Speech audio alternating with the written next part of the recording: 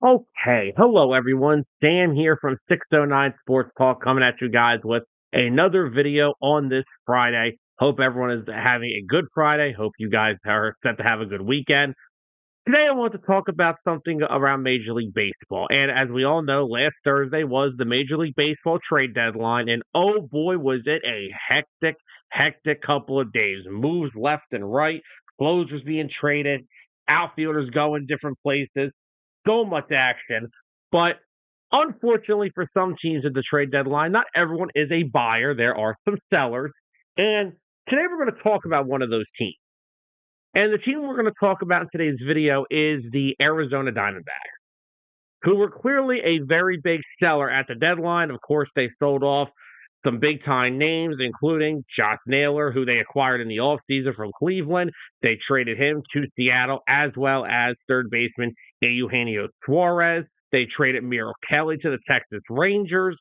And they were looking to move Zach Gallen, and they were unable to get a deal done for him. But clearly a very active trade deadline for the Arizona Diamondbacks, who were clearly in sell mode. And to a lot of people, to some people, they're punting on the season. But to me, I believe the Diamondbacks are closer to another successful run than people think. I know a lot of people look at it like, oh, they're going to start in a rebuilding. They're going to start being a bad team. I personally do not believe the Diamondbacks are far off from another successful era for their ball club. Now, as we know, the Diamondbacks had that insane Cinderella run just 2 years ago, back in 2023, making the World Series. Unfortunately, it ended with them losing to the Texas Rangers. But what a run that was for the Diamondbacks.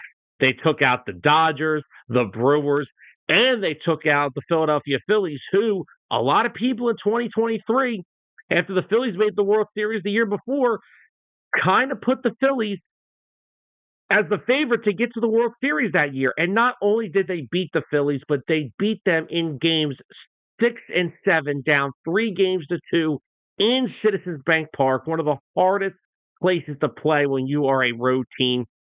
And the Diamondbacks rode all that momentum to the World Series. Like I said, unfortunately, it didn't end their way. Last year, they missed the playoffs by a game. So this year, there's some optimism. They still have a really good pitching staff coming into the year. They add Josh Naylor to a lineup that already was really solidly put together. Unfortunately, this year, inconsistencies and injuries have hampered and destroyed the Diamondbacks. Just to look on the roster, who's still on the roster.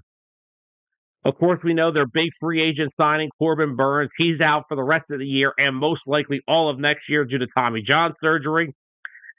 Kevin Ginkel, who was one time one of their really good back-end relievers, he is on the 60-day IL with a shoulder problem, and he has not been good this year when he was on the field. I mean, his ERA is at 7.36 on the season, so clearly that shoulder has been bothersome.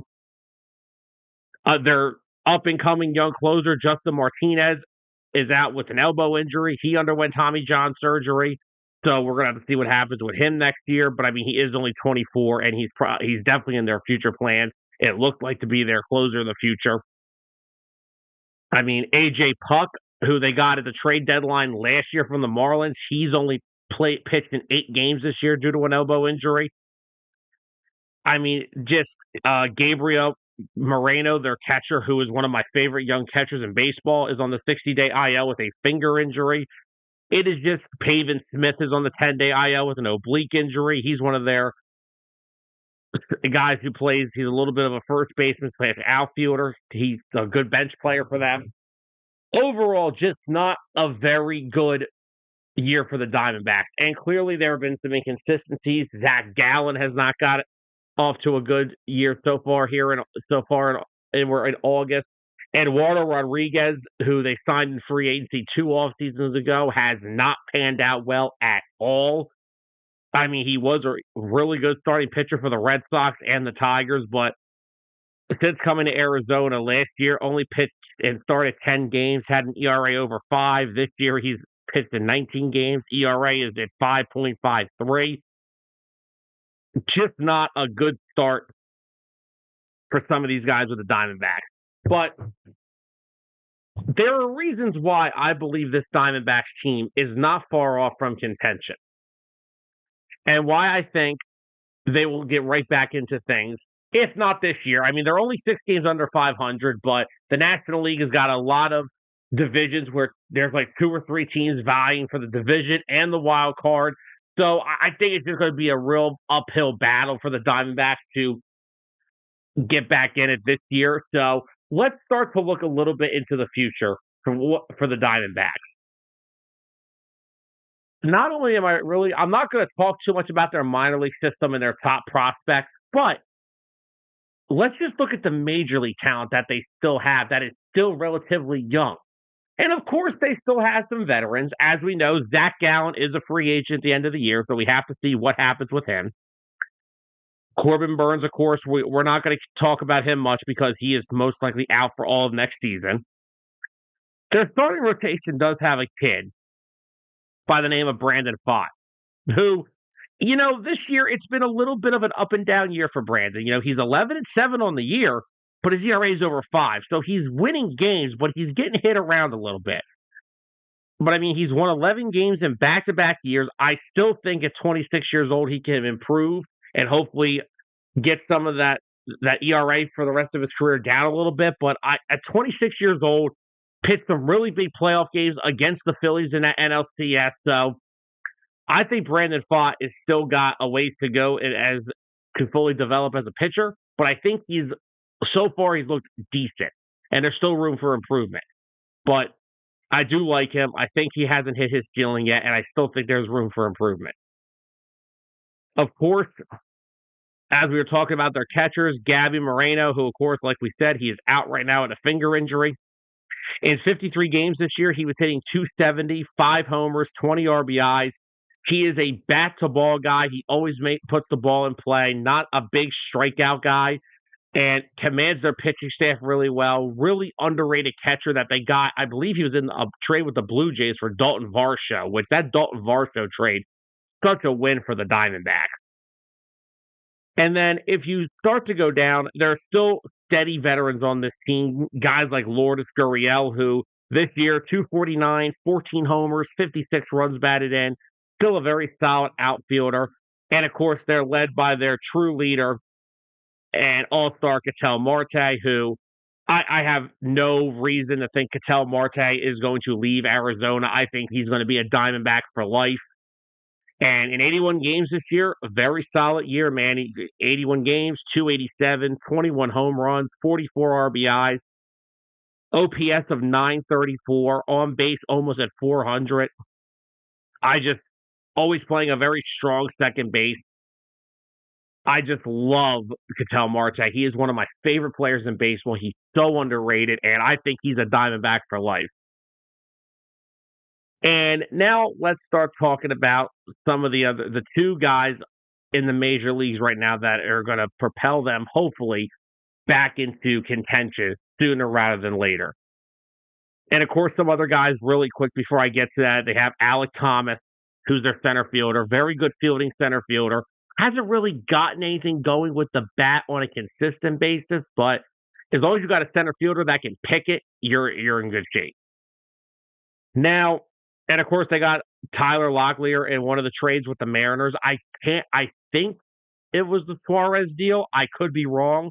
So for any of my Diamondbacks fans, if I am wrong, I apologize. It was either that or the Josh Naylor trade.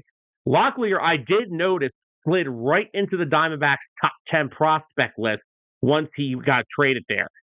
Decent size at 6'2", 210 pounds, right-handed hitter, only 24 years old. Maybe he could be their first baseman of the future as a potential power hitter, maybe a 25 to 30 home run guy, drive-in runs, maybe one day put him right in the middle of that order. Because now that Suarez and Naylor are gone, they don't really have a lot of big thumpers in the middle of that lineup. So if Locklear gets the playing time, hopefully the power numbers start to climb up, and the Diamondbacks have found hopefully someone that could be a guy in the middle of their order for years to come.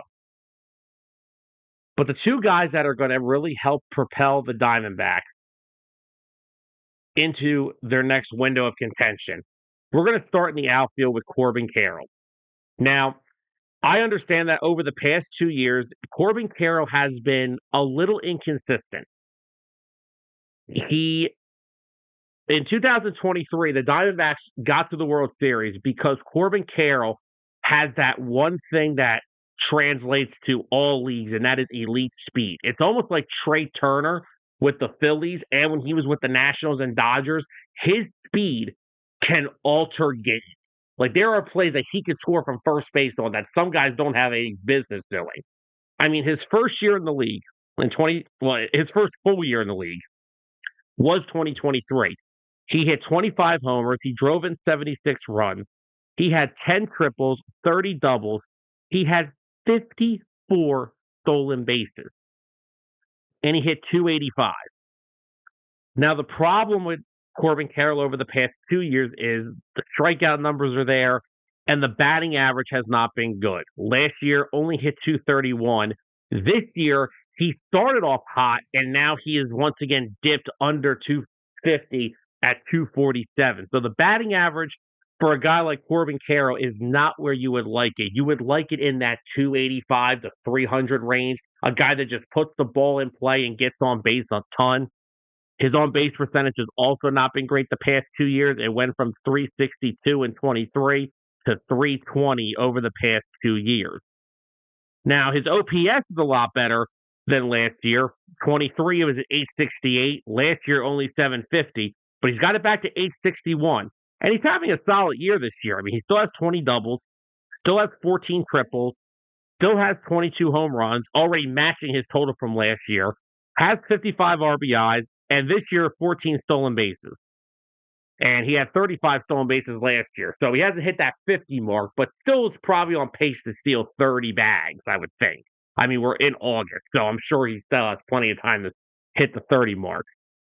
But if Corbin Carroll can get back to the hitter that he was in 2023, just putting the ball in play, getting on base, hitting the ball to the left side, using that speed to leg out infield hits and tough singles, and just using that elite speed to get in the scoring position, to score from first base on balls that some guys don't have any business scoring from first base on, he could be that setup guy for a Locklear, who will be in the middle of the order driving in runs. Corbin Carroll could be the guy that is in that scoring position for him to give him RBI chances.